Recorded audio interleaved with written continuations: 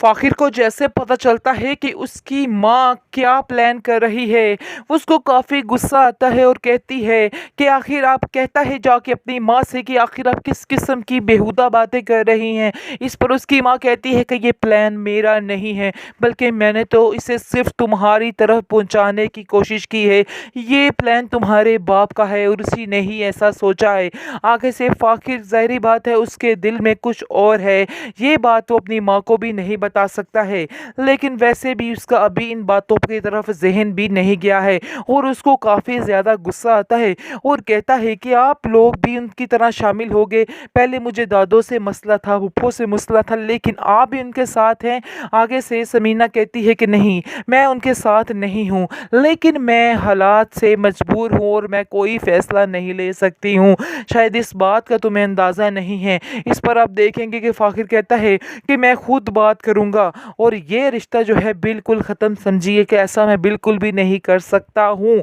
लेकिन आप देखेंगे कि दूसरी तरफ एनी भी काफ़ी परेशान है और उसको भी समझ नहीं आ रही कि आखिर इस मसले को कैसे सुलझाया जाए, किस तरह से इस मसले के निकला जाए इससे। इसलिए वो भी अपनी माँ से कहती है, क्या काश आप मेरे लिए कुछ कर सकती, कुछ बोल सकती।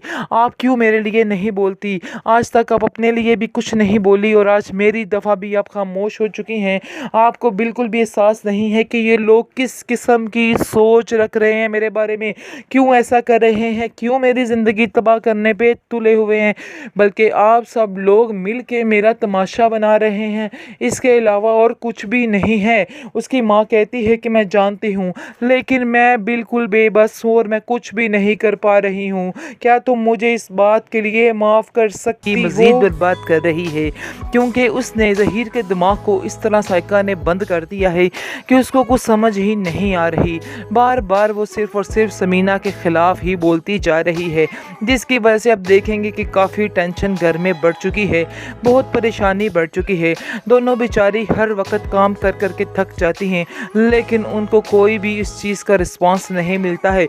उल्टा ज़हीर हर बात पर गुस्सा करने लग गया है और उसको कहता है कि अगर तुम यहाँ से जाना चाहती हो तो तुम जा सकती हो, इसमें कोई भी मसला नहीं है। काफ़ी ज़्यादा टेंशन की वजह से आप देखेंगे कि उनके घर के हालात मज़ीद ख़राब हो रहे हैं और वो ये फ़ैसला करने पर मजबूर हो गए हैं, क्योंकि समीना को भी ये फ़ैसला मानना ही पड़ेगा, क्योंकि वो जानती है कि उसकी किसी ने भी नहीं सुननी है।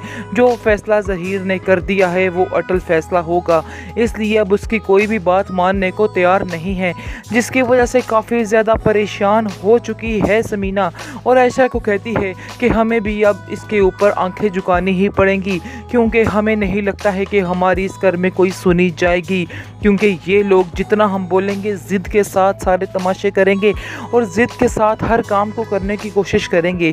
इसलिए बेहतर यही है कि जो जैसा हो रहा है वैसा होने दें, लेकिन मैं फ़ाखिर से कहूँगी कि उसको अपने लिए बोलना पड़ेगा, वरना जैसे मैंने अपनी ज़िंदगी गुजारी है उसको भी वैसे ही अपनी ज़िंदगी गुजारनी होगी। इस पर आप देखेंगे कि जैसे ही फ़ाखिर को इस बात का पता चल जाता है तो वो बहुत ज़्यादा गुस्सा करता है और कहता है कि आखिर आप लोगों ने क्या सोच के ये फ़ैसला किया, आप लोगों को शर्म नहीं आई कि इस उम्र में मेरे साथ क्या जुल्म करने जा रहे हैं।